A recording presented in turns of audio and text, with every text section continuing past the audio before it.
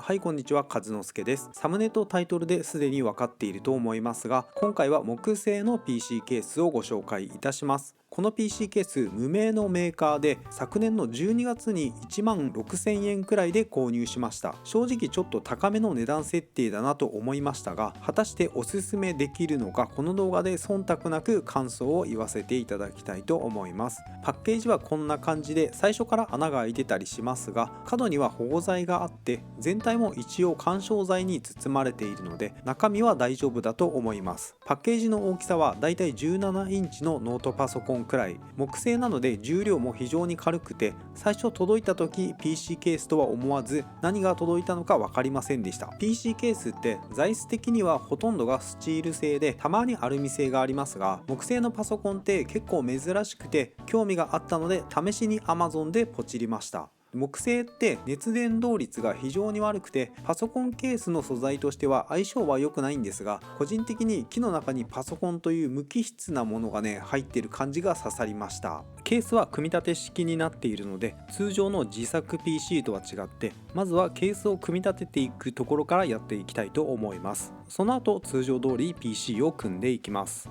各部品も精度は高そうでしっかり作られている印象です。ということで中身はこれで全てとなります。あと一からパソコンを組んでいくので、これからパソコンを組む方の参考にもなると思います。このチャンネルではガジェットやパソコン関係の動画を上げていきますので、もしよろしければぜひグッドボタンとチャンネル登録お願いいたします。はい、それでは PC ケースを組み立てていきます。説明書は一応ついているので、これを見ながら組み立てていきます。まずはこのボトムのパネルに足をつけていきます。足をはめ込んでピンを刺して固定します。そしてこんな感じで4箇所取り付けました。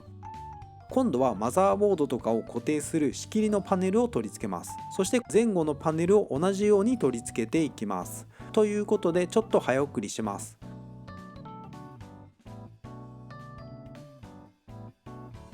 そしてこんな感じで外枠を組み終わりましたが、このままだとすぐに外れてしまうので、これを固定していきます。これも付属していた部品で固定していきます。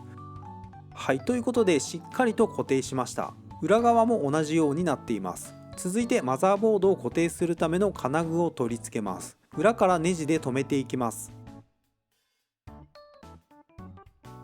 はい、ということでマザーボードは後で取り付けます。そして今度はケーブル類を取り付けていきます。付属しているのは USB ケーブルとイヤホンジャック、電源ボタンとリセットスイッチ、そしてそれぞれ取り付けていきます。あとは電源の延長ケーブルです。この辺は一般的な PC ケースと同じで、特に変わったところはありません。ということで仕上がりはこんな感じになりました。今度はですね、ダストフィルターを取り付けていきます。固定方法は付属の両面テープがありますが、下と前は後で剥がすのが面倒なので特に固定はしませんでした。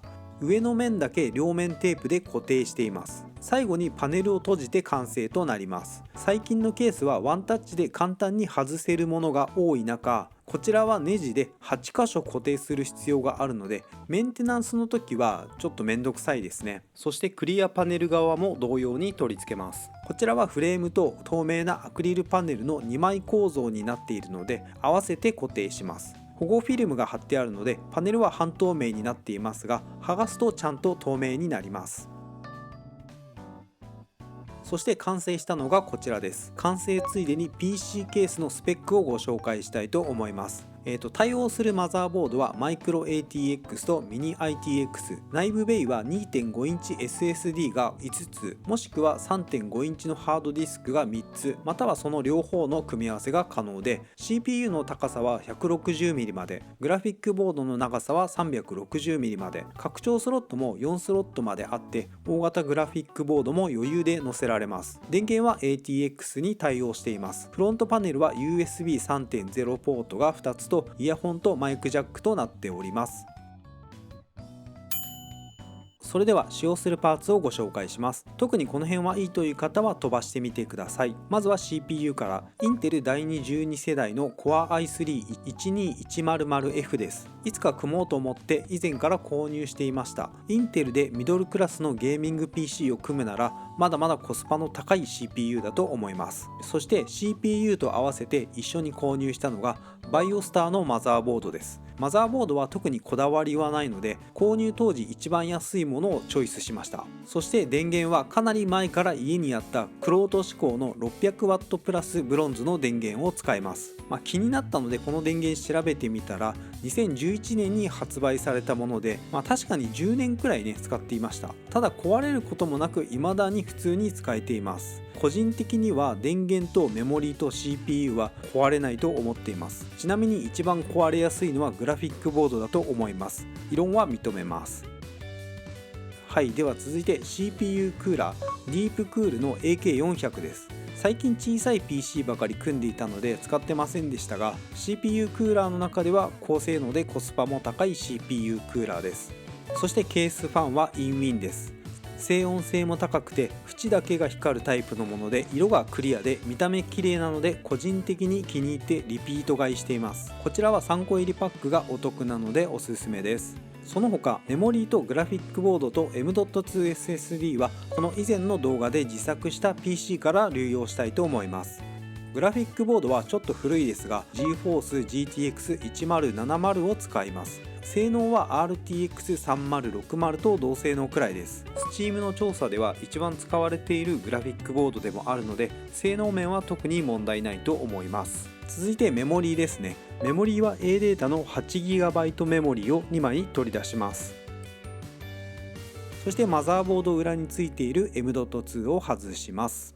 M.2 SSD は記憶視野の 500GB。 はい、ということでこちら使っていきたいと思います。それでは実際に組んでいきたいと思います。まずは電源から取り付けます。電源にはあらかじめ4箇所のピンを挿しておきます。取り付け位置はフロントの上部でネジで留めて吊るすような形で取り付けます。仕上がりはこんな感じになりました。ちょうど指1本分の隙間が空いています。エアフローはフロントから吸気してトップから排熱する形になります。はい、そして今回実際に使うのはこのケーブル3本だけです。マザーボードと CPU とグラフィックボードの電源になります。使わないケーブルはあらかじめ裏の配線スペースに分けておきました。では続いてマザーボード周りを仕上げていきたいと思います。まずは CPU をマザーボードに組み込んで CPU クーラーを乗せていきます。 CPU の取り付け方については別の動画でやっているので興味のある方はこちらをチェックしてみてください。ここでマザーボードでちょっと気になった点を1点話しておきます。これ Wi-Fi と Bluetooth のアダプターなんですがマザーボードには付属していませんでした。ということで最近使わなくなったデルのノートパソコンから流用しました。最近のマザーボードだったら Wi-Fi って普通についているものだと思っていました。一応購入前に使用も確認したつもりでしたが改めてよく使用を見てみると分かりづらく Wi-Fi カードはね付属していませんと書いてありました。下の方の絵を見てみると Wi-Fi カードが刺さっているのでこれで完全に勘違いしてしまいました。ということで何が言いたいのかというと購入の際は気をつけましょうということですね。はい、今度は M.2 SSD を取り付けていきます。 CPU はすでについていますがこの辺ははしょりました。なので CPU クーラーをそのまま取り付けていきます。そして M.2 って結構発熱するので発熱対策としてついでにヒートシンクも取り付けておきます。安いものだと500円くらいで手に入って効果も結構高いのでおすすめです。そして今度はメモリーですね。 8GB を2枚取り付けます。マザーボードにはメモリースロットが4つありますが一応挿す位置が決まっています。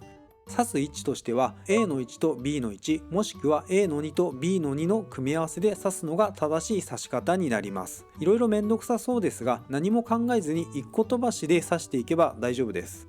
正しい位置に挿すとデュアルチャンネル機能が有効になってメモリの転送速度が若干速くなります。ただほとんどプラシーボに近いので正直適当に挿しても特に問題はありません。今回は動画なので正しい位置に挿しておきたいと思います。はい、それではマザーボードは一旦置いておいてケースファンを取り付けます。ポイントとしては後で取り回しが楽になるように配線を意識して取り付けるところでしょうか。取り付けたのはトップに2つとバックに1つ取り付けました。そして配線がごちゃごちゃになっているのであらかじめ配線をまとめておきます。こんな感じでまとめました。このケース配線スペースが広いのでかなり配線がやりやすいです。そして次は先ほど組んだマザーボードを取り付けておきたいと思います。まずは忘れずに IO パネルをはめ込んでおきます。そしたらマザーボードを固定してネジで留めます。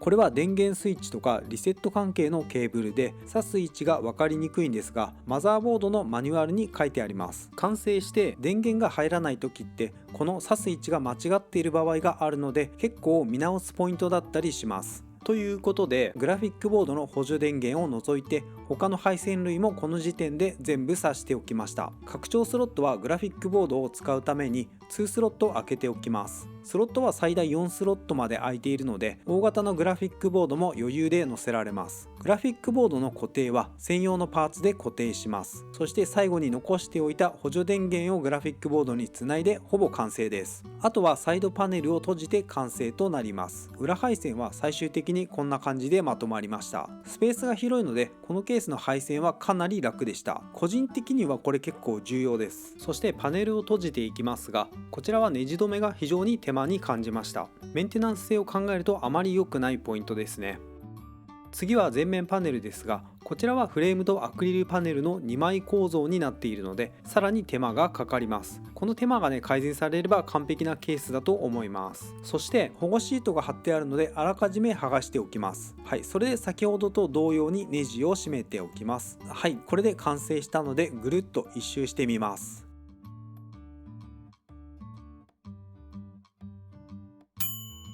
はい、では完成したので電源を入れてみます。パネルはさっきよりもクリアになっていますが、両面に保護シートが貼ってあったので剥がしたらクリアになりました。そしてその際にパネルに一度ひびが入ってしまいました。アクリル製のパネルなので無理な力には弱いので、このケースを考える方はちょっと注意しましょう。統一感等は考えずあり合わせのパーツで組みましたが、意外と違和感なくまとまりました。よく見えるのは結構ケースファンの存在がでかいと思います。ファンの色を変えたり数や位置を変えるとまた印象が変わりそうですね。ちなみにカメラの感じでピンクっぽく見えますが、ケースファンの色は透明です。気になる冷却性能ですが、ベンチマークを回してみても十分な冷却で、特に木製のデメリットは感じませんでした。